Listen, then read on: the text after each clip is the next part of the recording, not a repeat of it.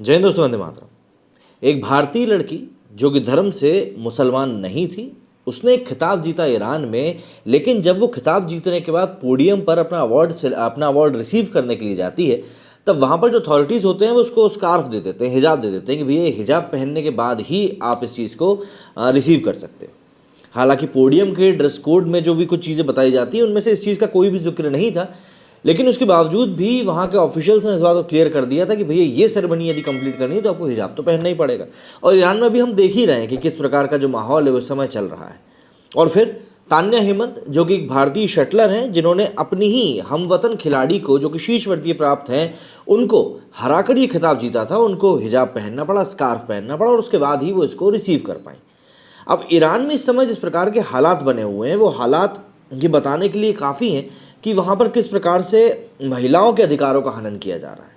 जो फेमिनिस्ट हमारे देश में बैठे हुए हैं, जो फेमिनिस्ट हमेशा ये बात करते रहते हैं कि नहीं महिलाओं के साथ गलत हो रहा है, महिलाओं के साथ शोषण हो रहा है। आप देखेंगे कि जब तालिबान ने अफगानिस्तान के ऊपर कब्जा किया था तब इन लोगों ने ये कहा था कि नहीं ये तालिबानियों की जीत है क्योंकि अफगानिस्तान उनका ही है। लेकिन आज की डेट में तालिबान में जो भी कुछ महिलाओं को लेकर शोषण चल रहा है या ईरान में जो महिलाएं अपने हक के लिए लड़ रही हैं, वहाँ के लिए इन फेमिनिस्ट ने अपने ज़ुबान से एक शब्द भी नहीं निकाला है। इसीलिए कभी कभी लगता है कि शायद प्रोपेगेंडा ड्रिवन होती हैं इनकी बातें, या यूँ कहें सिर्फ जहाँ पर इनका इंटरेस्ट सेटिस्फाई हो रहा होता है सिर्फ उसी जगह पर इनके मन मस्तिष्क से इस प्रकार की बातें निकलती हैं। इस वीडियो में हम लोग लेकिन बात करने वाले हैं ईरान के इस पूरे मामले के बारे में, जहाँ पर कि तान्या हेमंत जो कि एक भारतीय शटलर हैं, खिताब जीतने पर उनको हिजाब पहनाया गया सिर्फ और सिर्फ अवार्ड रिसीव करने के लिए। महिलाओं के तगड़े विरोध और दुनिया भर में शर्मनाक कंडीशन होने के बावजूद ईरान इस समय सीख नहीं ले रहा है।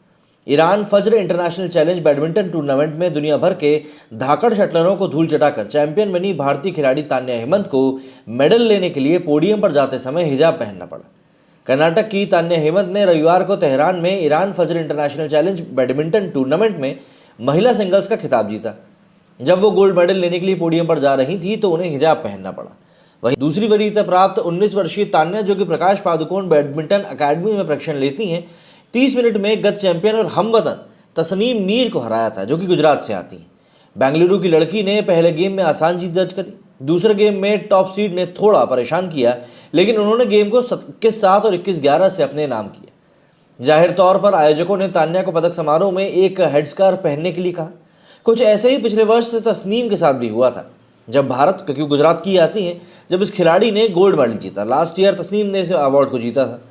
बैडमिंटन सूत्रों ने टाइम्स ऑफ इंडिया को बताया कि आयोजकों ने स्पष्ट कर दिया था कि महिला पदक विजेताओं के लिए हेडस्कार्फ कंपलसरी है।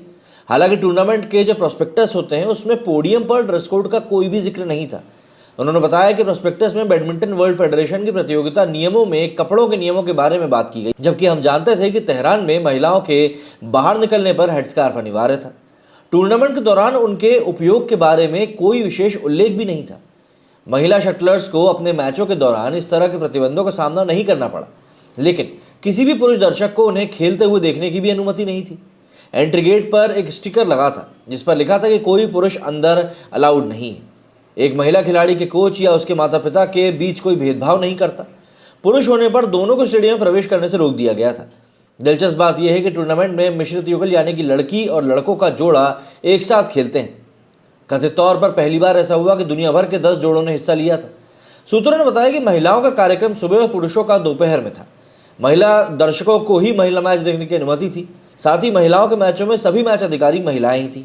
इस पूरी मीट में अपनी बेटियों के साथ गए पुरुष माता पिता को एक भी मैच देखने को नहीं मिला। केवल मिश्रित युगल के दौरान ही पुरुष और महिला खिलाड़ियों को कोर्ट पर एक साथ देखा गया। अब ईरान जो कि इस समय पूरी दुनिया में अपनी छिछलेदार करा के बैठा हुआ है, कहीं ना कहीं एक बड़े मंच पर इस प्रकार की जब कोई बात सामने आती है तो वैश्विक तौर पर उसको टारगेट किया ही जाता है। हालांकि ईरान की अपनी पॉलिसीज़ हैं, ये बात समझी जा सकती है, लेकिन उसके बावजूद भी जिस प्रकार से इन पॉलिसीज़ को थोपा जा रहा है, कहीं ना कहीं वो थोड़ा सा अति में जा रहा है। क्योंकि यदि आप किसी को ढंग से खुल के जीने नहीं देंगे तो परेशानियों का सबब तो यूं ही बढ़ता जाएगा। आप लोगों का इस बारे में क्या कहना है कमेंट करके ज़रूर बताइएगा। मेरे स्टूडियो फिलहाल इतना ही। जय हिंद, जय भारत।